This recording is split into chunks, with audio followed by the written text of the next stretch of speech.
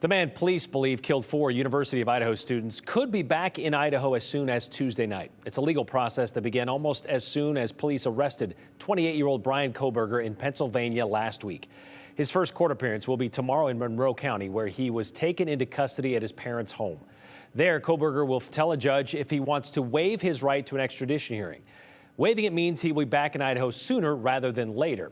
Abby, Kohberger's public defender, who is representing him during this extradition process, says that's exactly what he intends to do.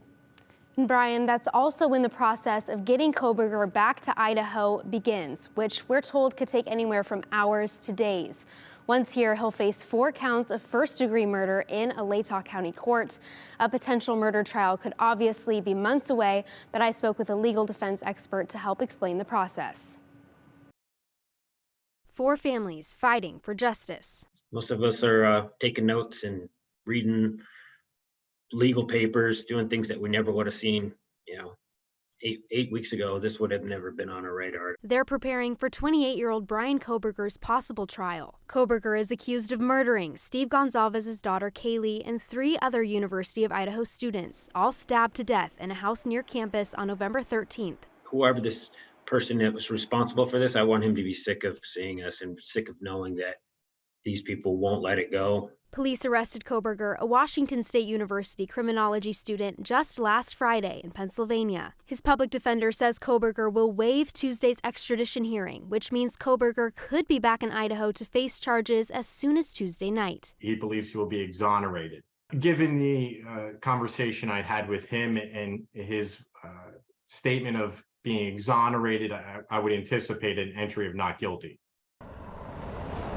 Either way, former Idaho Attorney General David Leroy says there's a long road ahead. He says Kohberger will appear before a judge in Latah County 24 to 48 hours after he's back in Idaho. Giving the court the opportunity to present to him the arrest warrant, which shows and explains the probable cause upon which he was arrested. Probable cause is simply the basic facts that show a crime was committed, and more likely than not, this individual committed the crime. Then, Leroy says Kohberger has the right to a preliminary hearing within 10 days of his initial court appearance. Actual witnesses would appear before the judge and be subject to cross-examination by the defense lawyer. But Leroy says Kohberger's attorney could ask for more time. The pace at which we move will be determined in part by whether the defendant wishes to have his trial within 6 months, wishes to have a preliminary hearing within 10 days, or whether they wish to go more slowly.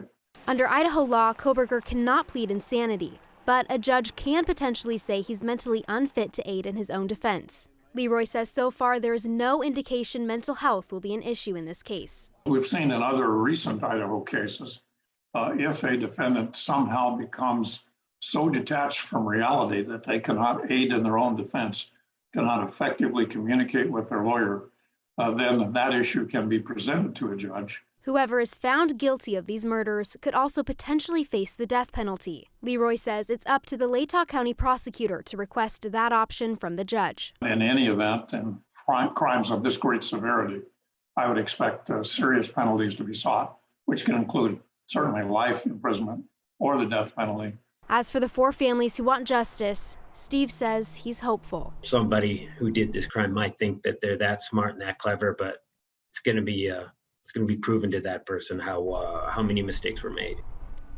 Why police believe Kohberger is the man responsible, his connection to the victims, his motive, won't be known until a judge unseals the probable cause affidavit, which Leroy says could happen immediately after Kohberger's appearance in court. But if that doesn't happen, he said we should know the basic facts within the next week to 10 days. So hopefully, Brian, we won't have to wait too long. And as you said, of course, this all hinges on whether Kohberger waives that extradition hearing tomorrow and pleading not guilty like his public defender expects when he gets back to Idaho. Thank you very much, Abby.